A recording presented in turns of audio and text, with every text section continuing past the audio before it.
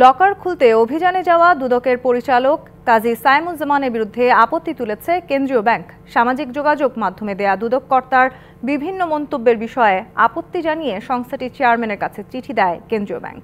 এদিকে অভিযানে গিয়ে সাবেক গভর্নর আব্দুর রউফ তালুকদার সহ বাংলাদেশ ব্যাংকের অভিযুক্ত ২৫ কর্মকর্তার নামে কোনো লকার পায়নি দুদক।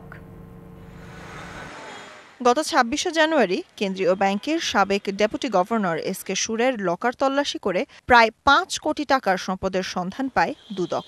অভিযানে গিয়ে এসকে সুরের বাসায় কি পাওয়া গেছে তা নিজের ফেসবুকে পোস্ট দেন দুদকের পরিচালক কাজী সাইমুজ্জামান। এমন পোস্ট দেয়ায় কেন্দ্রীয় ব্যাংক থেকে আপত্তি তুলে চিঠি দেয়া হয় দুদক চেয়ারম্যানকে। এমন প্রেক্ষাপটে রবিবার দুপুরে বাংলাদেশ ব্যাংকে যায় দুদকের ৮ সদস্যের প্রতিনিধি দল।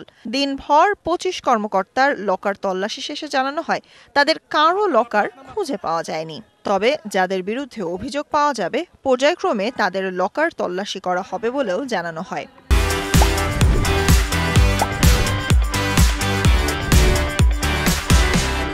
যারা অভিযোগ সংশ্লিষ্ট তারা এখানে সেফ ডিপোজিট না রাখায় আমরা শূন্য ইনভেন্টরি তালিকা প্রস্তুত করি। এই হচ্ছে আমাদের প্রথম ধাপে আমরা ২৫ জন কর্মকর্তার একটা তালিকা নিয়ে এসেছিলাম। পরবর্তীতে অন্যান্য অভিযোগের ক্ষেত্রে আমরা আবার আসবো। অভিযানের পর দুদকের তল্লাশির বিষয়ে বাংলাদেশ ব্যাংকের মুখপাত্র জানান, অভিযানের নামে কেউ যেন হয়রানির শিকার না হন। হঠাৎ করে এই ধরনের একটা নিষেধাজ্ঞা আরোপ হওয়াতে তারা খুবই মর্মাহত, এবং আপনাদের মাধ্যমে একটা মেসেজ দিতে চাচ্ছি যে আমরাও সামাজিকভাবে হেয় প্রতিপন্ন হচ্ছে।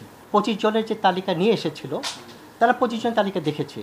এখন দুদক যদি মনে করে যে না, আমরা রেজিস্ট্রে যারা আছে প্রত্যেকেরটাই দেখব, অবশ্যই বাংলাদেশ ব্যাংক এই ব্যাপারে কোনো অসহযোগিতা করবে না। এদিকে দুদকের প্রধান কার্যালয়ে ব্রিফিংয়ে সংস্থার মহাপরিচালক জানান, তারা অনুসন্ধানের প্রয়োজনে আবারও যাবেন কেন্দ্রীয় ব্যাংকে। ৩০০ লকার রয়েছে সেখানে, আপনারা ইতিমধ্যে জেনেছেন। তো এই কাজগুলো করতে একটু সময় লাগবে, হয়তো আরো ২-১ দিন যাওয়া লাগতে পারে। আজকে তারা যতটুকু সম্ভব সে কাজগুলো করবেন, আরো যদি বাকি থাকে পর্যায়ক্রমে সে কাজগুলো তারা করবেন। Sultana Swarna, DBC news, Dhaka.